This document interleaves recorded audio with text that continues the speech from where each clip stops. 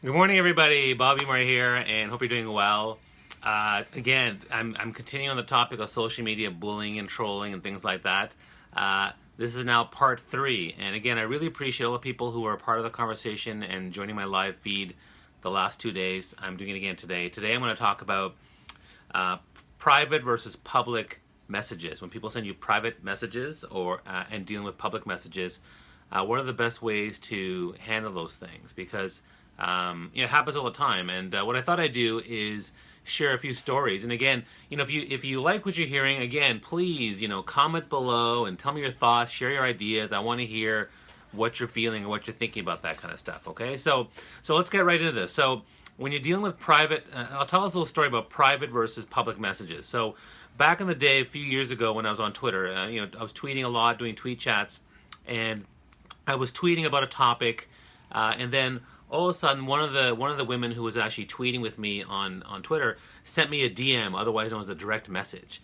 And in the direct message, she was sending a very negative note about she didn't like the tone of what someone had said on Twitter to her. And so I responded because I think for the most part, she was expressing a concern, so I wanted to deal with it. So I said, well, what about it was bothering you? And then she started to direct message me and say, well, this bothered me, they assume this, blah, blah, blah. And so I said, well, perhaps, and again, I always try to do the whole, I always assume the best in people versus the worst. And I try to focus on the words that they say versus what we think they believe. And I started to point out to her, but then it turned into then she started going a little bit darker, like, you know what, I don't like the way you moderate the tweet chat, and I don't like the way, and I was like, okay. And what happened was, again, and this is like about 4 years ago, I got totally sucked into this direct message stream with her. Meanwhile, I'm moderating a live tweet chat publicly, and I'm like, why don't you just talk about this publicly? She only want to talk privately. And it became this really long conversation, which sadly I didn't share, but it would have been interesting to share that for future reference. And I didn't take much notice. Okay, fine, she's upset. Now, it happened again, and it happened like a third time, and she kept wanting to do direct messages. And that's when I started realizing, you know what?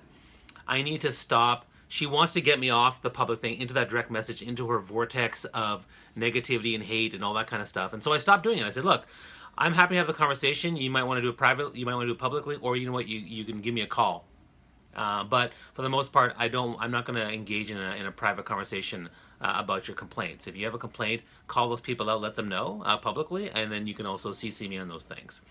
And again, that one, I let it go for the most part, and I just, my opinion of her was, well, I guess she's, really negative, and it's obviously hurting from something, and that's fine. Like, everyone hurts. I found out later by some other people had told me that, she was like this with everybody. She always wanted to get them into that private email and that private direct message on Twitter or email to complain and vent and fume and that type of stuff. So the lesson here is that there are a lot of people out there who they might be okay publicly, but then they want to get you into that private message thing, whether it's a Facebook message or a email message or a direct message on Twitter, and they will start getting very negative, and then eventually it starts to become a bullying thing. So you have to be in kind of a troll-like behavior. So you got to be aware of that, because it does happen. It definitely does happen. It's happened to me. It's happened to other people. So that's one example on Twitter. The same thing happened on Facebook. So I had another person who didn't. Well, I mean, and actually this was a hard one because it was a really good friend of mine. We'd spent time together. We'd visited each other. We'd had coffees and lunches, and then all of a sudden, she sent me, well, actually, what happened was she unfriended me, and I don't know why. And then I said, hey, what happened? Hey, what's going on? Hey, girlfriend, like that. What's happening? And then she posted this thing about, we're not friends anymore. And she went on this whole thing about why we're not friends anymore, and I didn't know what it was. She was clearly angry about something, and I never. And the sad thing about that one it was, I never really found out what it was. I have an idea of what she might be upset about. She just claimed that we're not connect on Facebook, or we don't connect on our lives, and I kind of disagree with that because we met for lunch and I think about her and stuff. But yeah, she just sent me this really not very nice note. And again, at least with her, and it was a private message. Now, at least with her, I was able to forgive her because for the most part, we did have good conversations. I did value the connection. She chooses not to be friends with me, even though her husband's still friends with me on Facebook. that's her choice. I think my only regret is I didn't address it. I should have, because I think when they send you a private message, I usually will address it. Now, if you want to address it, what do you say? Well, for that person on Twitter, I would say, appreciate the discussion. I'd rather, not. I'd rather take it either let's talk about this publicly, or or I'm happy to take a call. Or you can call and say, you know what, like this is really a lot of negative venting, and I'm not really into this conversation, so I'm going to exit. I do thank you for your time. So what I do is I give them gratitude, and then I also say, but I'm going to leave. I'm going to tell them why I'm leaving. That's an important piece to let people know, so they can actually think about it and then hopefully process that in a better way. The one on Facebook, I never messaged her ever, and it's been now probably 2-3 years. She said she was angry for me posting so much about my business on my Facebook page, although most of you know that I probably do 20% business, 80% personal, or personal, family, politics, parenting, that type of stuff, or things that I care about. And I never responded to her. I wish I had. Now, the third one is an email. So then I got an email from someone that I'd known for a couple of years, and again, they sent me this really, really angry note saying all these things. And this one kind of floored me because I was like, wow, okay, I thought this person really thought highly of me, and I couldn't believe some of the things they said. A few of them were actually quite harsh. And now, because they were young, again, I was probably more easy to forgive them because, like, well, they're young, they don't realize that, like, I don't think they realize the harshness of what they're saying and the repercussion of what they're saying. And so, and I didn't deal with it for a long time. I did find out from another close friend of mine, I think this behavior we've seen this before, and another friend of mine confirmed that, yeah, he's been the same way. Okay, great. So then I actually wrote him back about a year later. I keep every email in my inbox that I want to deal with, and it was in my inbox forever. I finally sent an email saying, look, here's what's going on. Be careful when you talk like this because, and I said you had every reason to. He thought I was badgering him with spammy messages that I was always selling stuff. I said, look, you can always unsubscribe, and if they're not of value to you, please, I'm happy if you unsubscribe. So, and I wrote that one back, and I said, but you have to understand how your emotions are getting to you. And I explained it very, very carefully. And again, whenever you send a message, you have to, and this is why it's hard. This is why dealing with private messages is hard, because it's a lot of mental energy and time to carefully craft the message back to those people.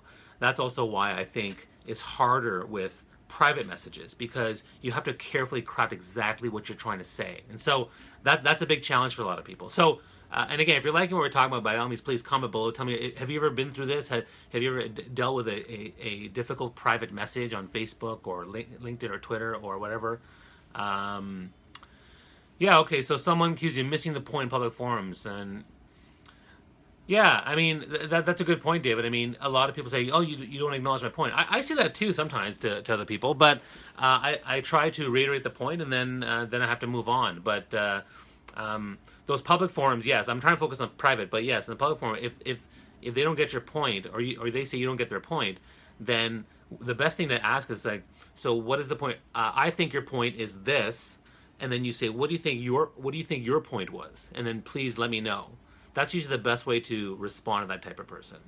So anyways, going back to the email one, I messaged him finally after about a year, and then eventually I said, look, as soon as you're ready, my door is open for you. And then eventually he added me back. He unfriended me on Facebook too. He added me back on Facebook, and he added me back on LinkedIn, and now like he seems to be okay. He hasn't commented anything in a year, but he certainly is engaging and has liked a few things. So the thing now, so what's the lesson here?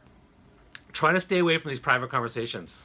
They're really they're soul sucking. They're harder to deal with because you have to take so much time to carefully write stuff out, and there's a lot of tone.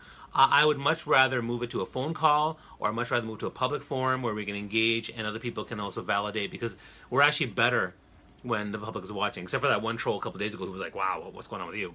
But most of us are very, very good about that. So be careful about the private messages. The natural inclination is, have a quick, nice message. Thanks for your feedback. Appreciate this.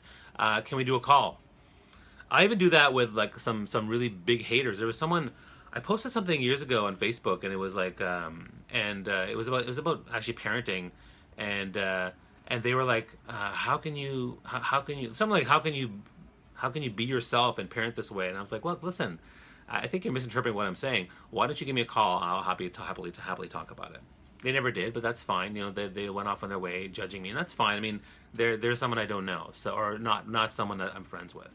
So a big part of it is, again, stick to public message, stick to messages where you don't have to always type stuff up, because I find typing things can be very emotionally exhausting. So I hope you're liking my series on dealing with social media bullying and trolling and things like that. I think it's important because you know, I engage on Facebook and social media a lot.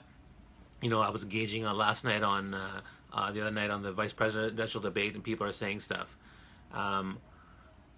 Yeah, so David, that's a great point. They bully in public and apologize at the same time in a private message. So, yeah, I think what you want to do is you want to say, go back to public, and point out, thanks, Billy, for your private message apologizing for your behavior.